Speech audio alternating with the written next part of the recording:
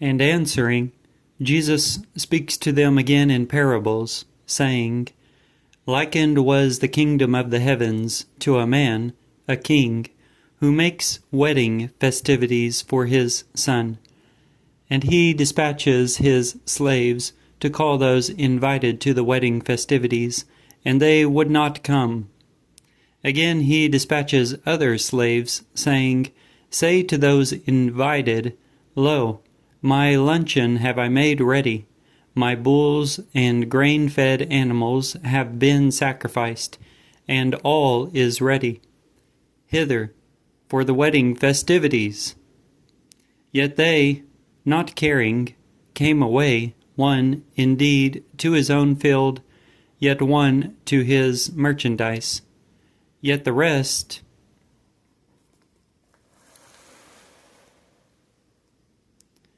taking hold of his slaves, outrage and kill them. Now the king is angered, and sending his troops, destroys those murderers and sets their city in flames. Then he is saying to his slaves, The wedding indeed is ready, yet those invited were not worthy. Go then to the exits of the roads, and whosoever you may be finding, call to the wedding festivities. And coming out into the roads, those slaves gathered all whom they found, both wicked and good, and filled is the wedding with those lying back at table. Now the king, entering to gaze at those lying back at table, perceived there a man who has not put on wedding apparel. And he is saying to him, Comrade, how did you enter here having no wedding apparel? Yet he was still. Then the king said to the servants, Binding his feet and hands, cast him out into outer darkness. There shall be lamentation and gnashing of teeth. For many are the called, yet few are the chosen. Then, being gone, the Pharisees held a consultation, so that they should be trapping him by a word.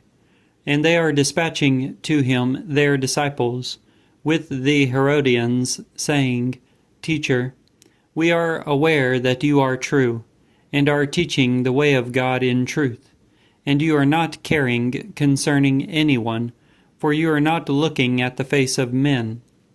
Tell us, then, what you are supposing. Is it allowed to give poll tax to Caesar or not? Now Jesus, knowing their wickedness, said, Why are you trying me, hypocrites? Exhibit to me the poll tax currency.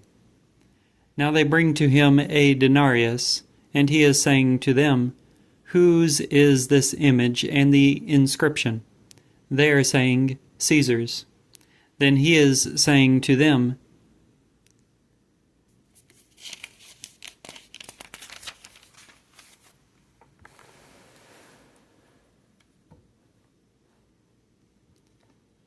Be paying then Caesar's to Caesar, and God's to God. And hearing it, they marvel, and leaving him they come away. In that day there came to him Sadducees, who are saying there is no resurrection.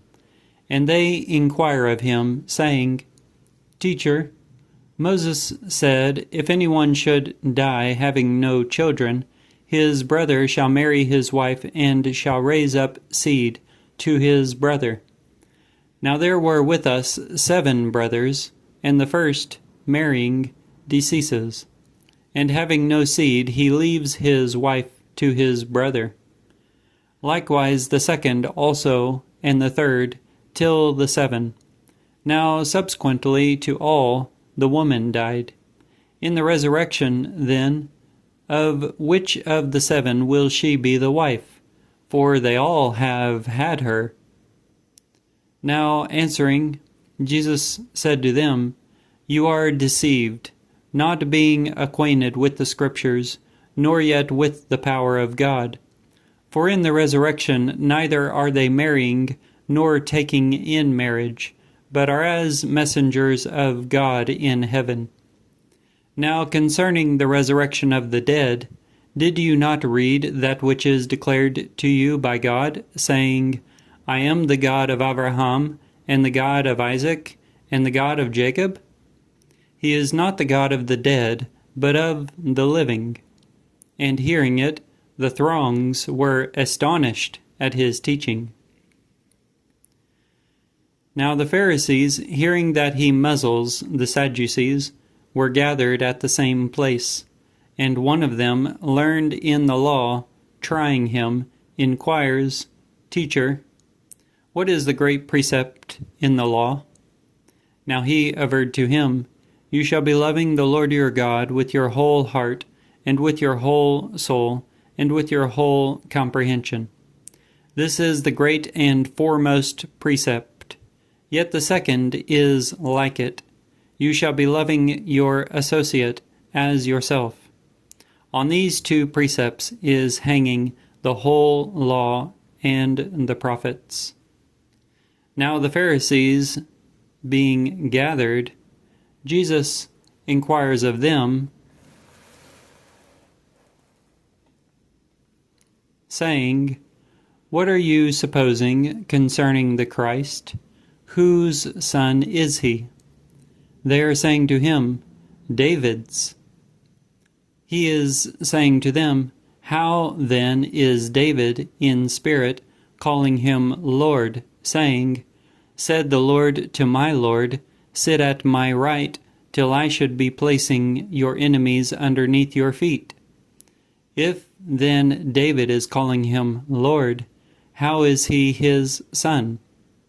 And no one was able to answer him a word, neither dares anyone from that day inquire of him any longer. Matthew chapter 22.